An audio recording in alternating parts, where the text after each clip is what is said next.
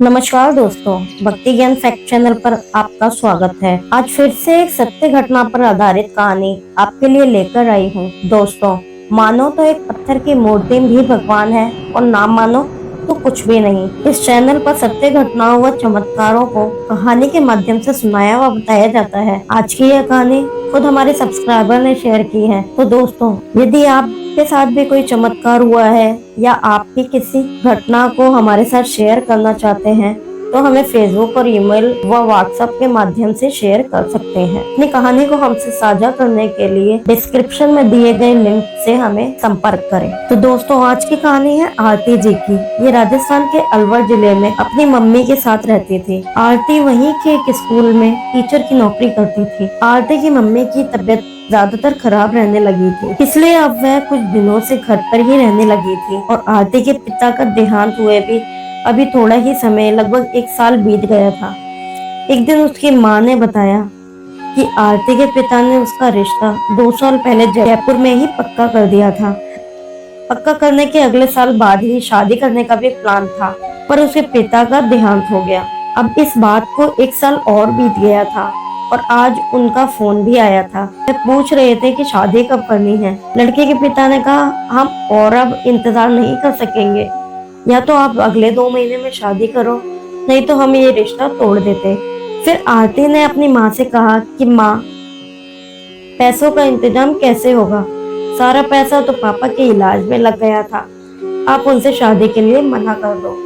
तब आरती की माँ बोली, बेटा, तेरे पापा ने बड़े मन से वहाँ रिश्ता किया था, उन्हें घर परिवार बहुत पसंद आया था और उनकी आखिरी इच्छा भी यही थी कि तेरी शादी वहाँ हो। नहीं, हम उन्हें मना नहीं कर सकते, हमें यह शादी करनी ही होगी।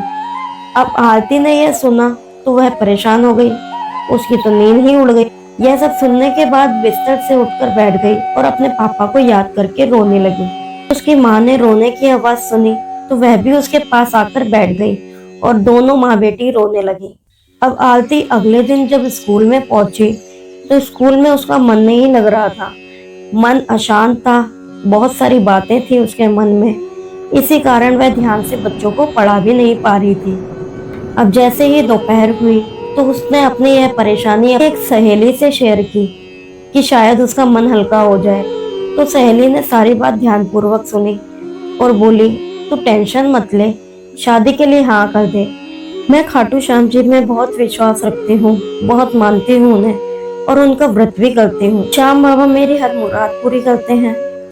आज तक जिसने भी उनका नाम जप किया है, उनकी पूजा की है, वह कभी निराश नहीं हुआ है। श्याम बाबा के द्वार पर आते ही सबकी बिगड़ी बन जाती है। तू भी ऐसे ही कर, विश्वास कर श्याम बाबा पर, वह तेरा भी उद्धार करेंगे।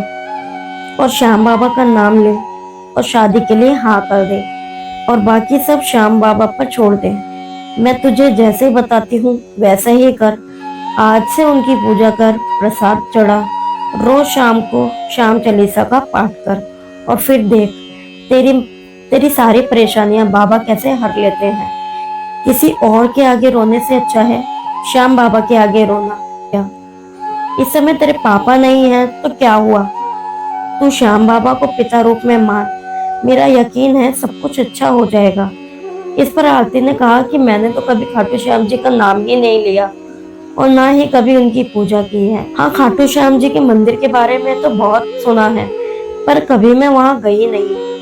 फिर बाबा कैसे मेरी सुनेंगे? यही तो श्याम बाबा का चमत्कार है, वह हारे का सहारा है। एक बार उनका नाम जब व्रत करके तो देख, वे तेरा ऐसा सहारा बनेंगे कि फिर तुझे किसी और सहारे की जरूरत ही नहीं पड़ेगी। और जब भी मौका मिले तो खाटू चले जाना, दर्शन करना, बहुत शांति मिलती है। बाबा को यदि कोई सच्चे मन से याद करता है तो बाबा स्वयं भी उससे दर्शन देने चले आते हैं। अब आरती के मन में आस्था की जोत तो उसकी सहेली ने जला दी थी, पर उसे अभी विश्वास नहीं हो रहा था। घर आकर उसने यह सारी बात अपनी माँ को बताई। अब माँ ने भी उसकी सहेली की बात का समर्थन किया। शाम होते ही दोनों ने श्याम बाबा का स्वरूप मंदिर में लगाया और उनकी पूजा की। वो कहते हैं ना दोस्तों, कई बार दूसरों की बात मान लेनी चाहिए।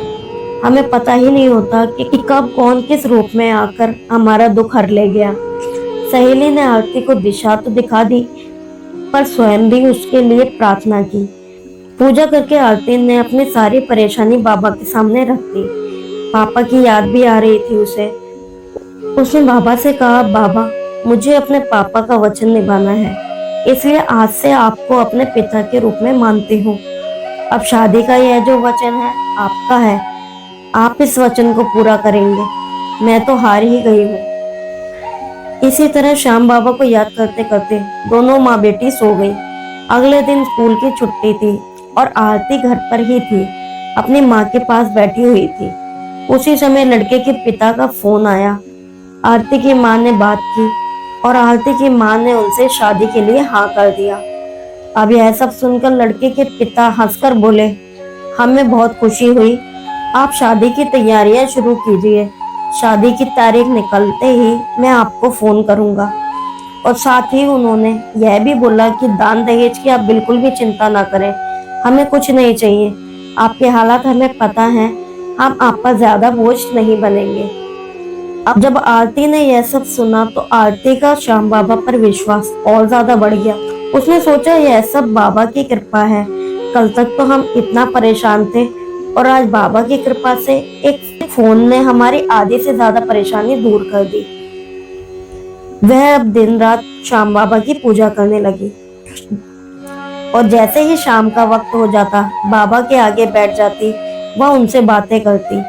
अब लड़के वालों ने शादी की तारीख भी तय कर दी थी। शादी में केवल 1 महीना ही बाकी था। अब इन दोनों माँ बेटी की चिंता फिर से बढ़ गई कि इतनी जल्दी पैसों का इंतजाम कैसे होगा। फिर 1 सप्ताह बाद जयपुर से लड़के के पिता उनके घर आए।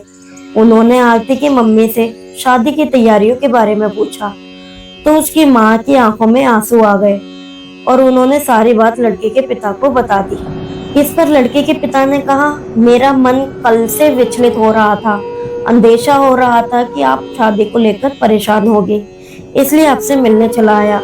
तभी उन्होंने अपने बैग से 2 लाख रुपए निकालकर आरती की मम्मी को दिए और कहा कि ये आरती के पिता ने मुझे शादी के लिए दिए थे और कहा था कि वे जयपुर आकर ही शादी करेंगे। आप यह पैसे रखो और हमने सारा इंतजाम अपनी तरफ से कर रखा है, आपने कुछ नहीं करना।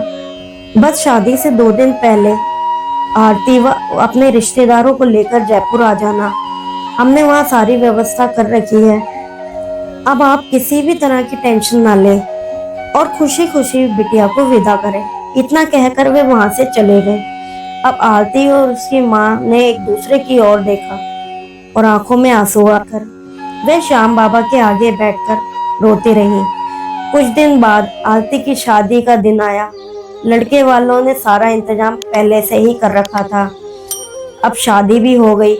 जब शादी के बाद आरती ने सारी बात अपने ससुराल वालों को बताई तो वह आरती की माँ और अपने पूरे परिवार सहित बाबा श्याम के दर्शन के लिए खाटू श्याम मंदिर पहुंचे। हे श्याम बाबा, आप इसी तरह अपने प्रेमियों के लिए हारे का सहारा बने रहना और भक्तों के कष्टों को दूर करना, यही विनती है मेरी आपसे। जय श्री श्याम। बोलो खाटू नरेश की जय। दोस्तों, यह कहानी कैसी लगी आपको? कृपया कर कमेंट बॉक्स में जरूर बताएं। यदि कहानी अच्छी लगी है तो वीडियो को लाइक और चैनल को सब्सक्राइब भी कर लेना।